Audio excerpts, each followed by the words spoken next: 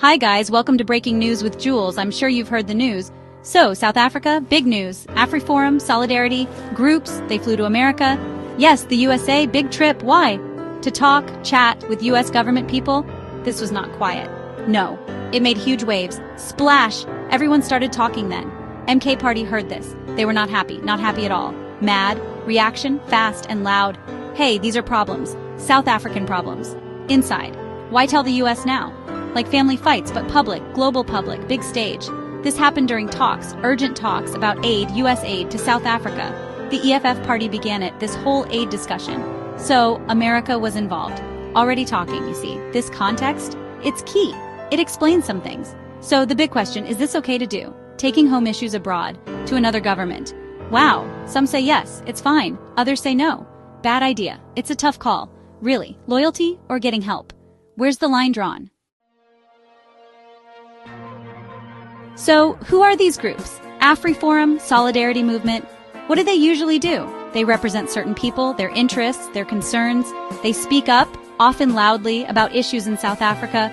That's their main job, or so they would say. Why go to Washington, D.C.? They had worries, big ones, about things back in SA.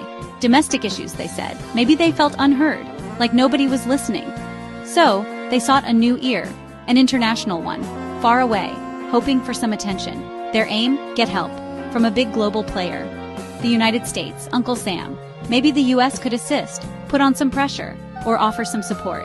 That was likely the plan. A strategy, they thought, to make their voices stronger. But this is a tricky path. Going international, it's risky. Some call it smart advocacy, fighting for their rights. Others see it differently, like undermining your country, airing dirty laundry, bad look. It's a very thin line between help and harm. The MK Party? Not happy.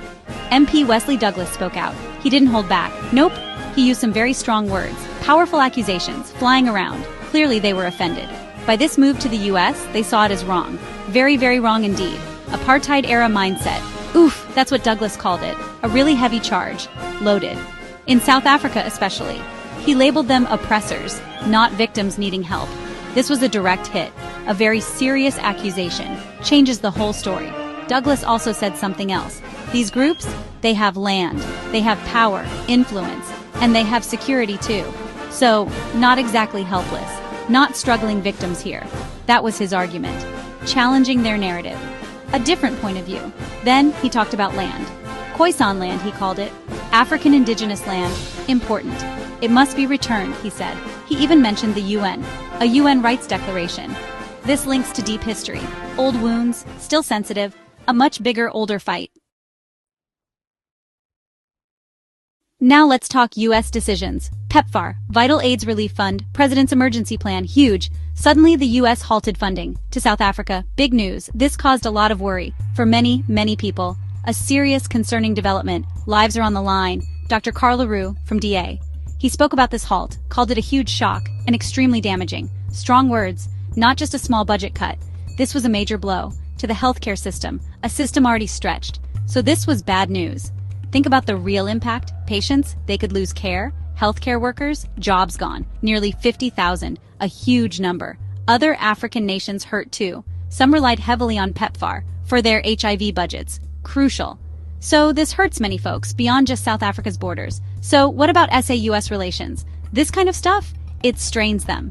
Accusations flying back and forth, funding cuts hit very hard. It creates tension, mistrust too. The future of this partnership? It seems a bit cloudy now, uncertain, needs careful handling.